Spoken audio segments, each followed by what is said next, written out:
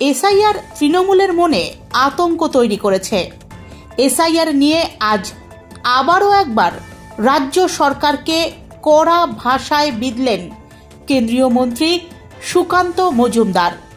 শুক্রবার দুপুর 2টো নাগাদ কলকাতায় সংবাদ মাধ্যমের মুখোমুখি হয়ে তিনি বলেন, এসআইআরকে বন্ধ করার চেষ্টা করা, এসআইআরকে কেন্দ্র করে হুজ্জুতি করা, দাঙ্গা হাঙ্গামা তার একটা চেষ্টা চলছে।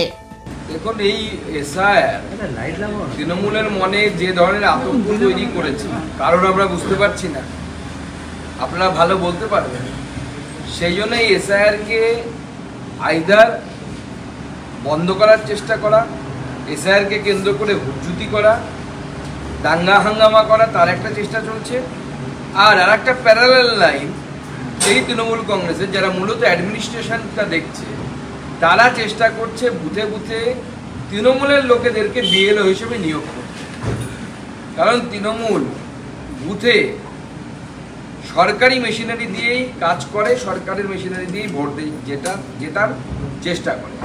সেটা বহু জায়গায় বিএলও নিয়োগ এমন হয়েছে যে যারা তৃণমূল কংগ্রেসের অ্যাক্টিভ ওয়ার্কার, সেই অ্যাক্টিভ ওয়ার্কারদেরকে ডেলিভারেটলি বিডিওদেরকে ইনস্ট্রাকশন দিয়ে বিএলও করা হয়েছে। আমরা খুঁজে বের করছি এবং যত এই ধরনের অভিযোগ আছে আমরা নির্বাচন কমিশনের কাছে পাঠাবো এবং নির্বাচন কমিশনকে অনুরোধ করব এই সমস্ত নামকে বাদ দিয়ে দেওয়ার।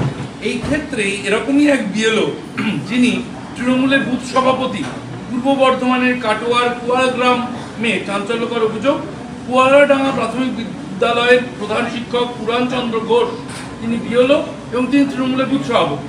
তার দাবি হচ্ছে আমি পার্টি করি কিনা জিজ্ঞেস না করেই তো হাতে নিয়োগপত্র ধরিয়ে দিয়েছে নির্বাচন কমিশন।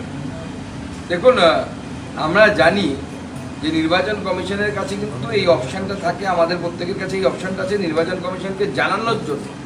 যেমন ভোটের ডিউটিতে অনেক মাস্টারমশাই আছেন যারা পলিটিক্স করেন ডাইরেক্ট, তারা লিখিতভাবে ডিএমকে জানান, তারা প্রিজাইডিং অফিসারের দায়িত্ব পেলে যে আমরা রাজনৈতিক কর্মী, স্বাভাবিকভাবে আমাদের নাম এই প্রক্রিয়া থেকে বাদ দেওয়া হবে।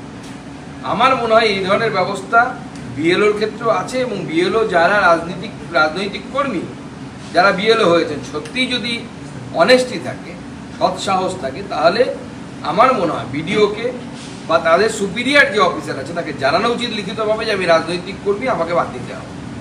এই এসআইআর আবহের মধ্যে অভিষেক বন্দ্যোপাধ্যায় আজকে 17,000 নেতাকর্মীকে নিয়ে ভার্চুয়াল বৈঠক করবে এবং মূলত এসআইআর এর দল কিভাবে এগোবে সেই সমস্ত বিষয় নিয়ে বিএলএদের সঙ্গে।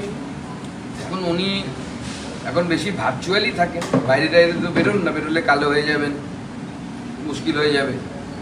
তো এখন আস্তে আস্তে উনি ভার্চুয়াল থাকেন, আর দলটাও আস্তে আস্তে ভার্চুয়াল হয়ে যাবে, চিন্তার কিছু কোনো কারণ।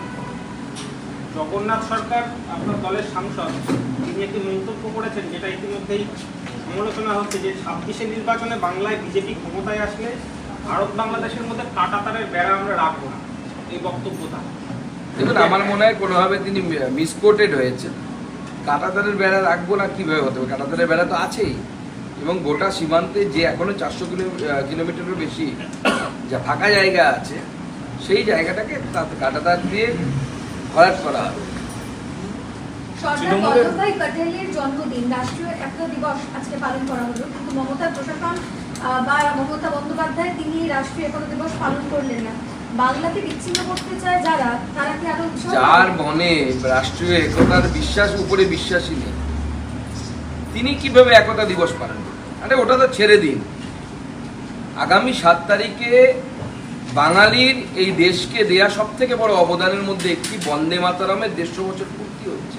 বন্দে মাতরম লেখা দেখেছেন কোথাও রাজ্য সরকারের কোনো প্রচেষ্টা আছে এটাকে কমেমোরেট করা, এটাকে উদযাপন করা? বাঙালি যদি বাঙালির নিজের অবদানকে, নিজের যে কন্ট্রিবিউশন, সেই কন্ট্রিবিউশনকে যদি আমরা উদযাপন না করি, অন্য জাতি আমাদেরকে সম্মান দেবে কেন? আজকে সর্দার বল্লভভাই প্যাটেলের এই জন্মদিনকে 150তম জন্মদিনে গোটা দেশব্যাপী প্রোগ্রাম হচ্ছে। আর 7ই নভেম্বর যে আমাদের বন্দে মাতরমের 150 বছর রচনার পূর্ণ হচ্ছে, সেই 150 বছরে আমাদের রাজ্য সরকারের কোনো হেলদোল নেই।